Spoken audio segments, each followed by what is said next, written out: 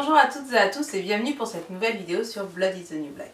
Nous sommes au tout début du mois de juillet, cela veut donc dire qu'il est temps de rendre un dernier hommage aux produits qui nous ont quittés ce mois-ci. La salle de bain a encore perdu un nombre très important de ses compatriotes.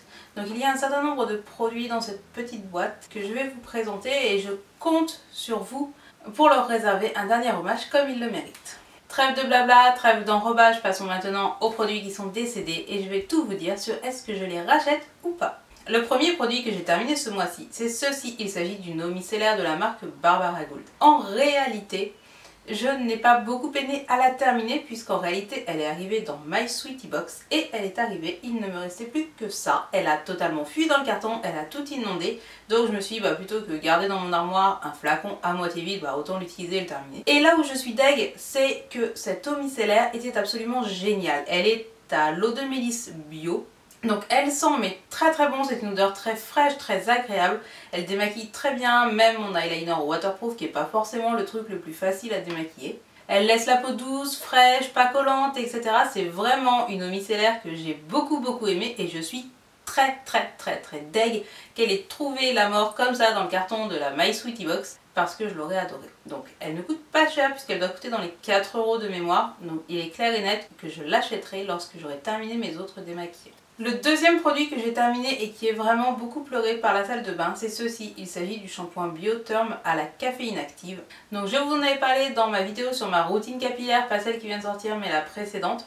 C'est un shampoing Biotherm donc qui est bio, qui n'est pas très cher puisqu'il doit coûter dans les 6 € et qui était à la caféine, donc moi ça me faisait marrer. Les shampoings Biotherm sont en réalité des shampoings très doux, sans SLS. Ils moussent assez peu donc j'ai tendance à en mettre quand même pas mal. Mais il est efficace, il ne fait pas regresser mes cheveux plus vite, etc. La compo est super clean, donc comme vous le savez, j'ai racheté un shampoing Biotherm, mais ce coup-ci pas à la caféine active, j'ai pris celui spécial cheveux fins. Mais il y a de fortes chances qu'après je revienne à celui à la caféine, ça me faisait marrer de me laver les tifs avec de la caféine. Le troisième produit que j'ai terminé ce mois-ci est plutôt pleuré par ma commode et ma table de nuit, puisqu'il s'agit d'une crème pour les mains de la marque Argandia, donc c'est un petit tube qui ne faisait que 30 ml et que j'avais eu dans une box, donc je crois que c'était ma boîte à beauté.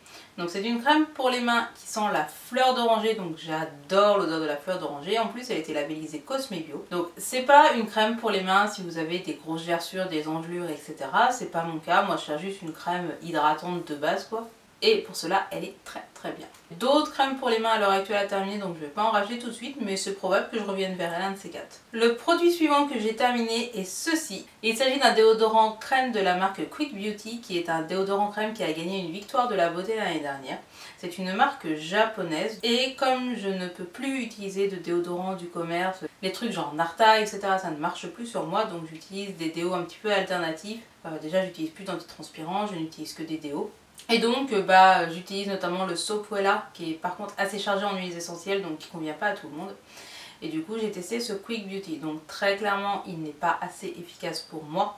Quand j'en mettais le matin je me retrouvais à puer à midi. Donc je l'ai majoritairement utilisé quand j'étais chez moi et que je pouvais en remettre à midi ou ce genre de choses. Mais sinon clairement il n'est pas adapté, il n'est pas assez efficace pour moi.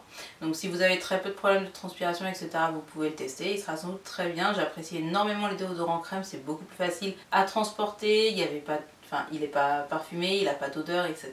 Par contre clairement il ne me convenait pas. Le produit suivant que j'ai terminé est ceci, il s'agit d'une crème nourrissante pour le visage de la marque Saint-Gervais-Mont-Blanc. C'est aussi une crème que j'avais reçue dans une box beauté, très probablement ma boîte à beauté. Donc c'est une crème qui est dédiée aux peaux sensibles et particulièrement aux peaux sèches à très sèches. Donc généralement ce n'est pas mon cas, mais parfois en hiver ou en voyage etc.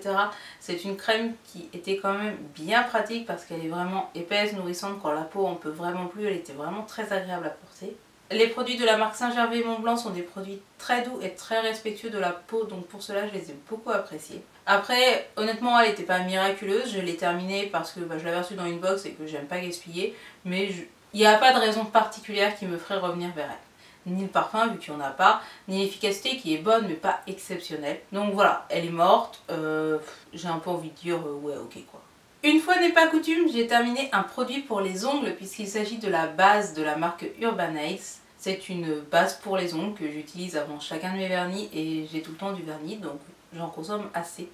Je ne termine pas mes vernis à ongles, par contre les bases et les top coats c'est des trucs que je termine très régulièrement. Cette base faisait le taf, qui est avant tout de ne pas faire que la couleur de mon vernis dégorge sur mon ongle, parce que j'aime pas trop avoir les ongles colorés, tachés à vie, etc. C'est pas très très beau.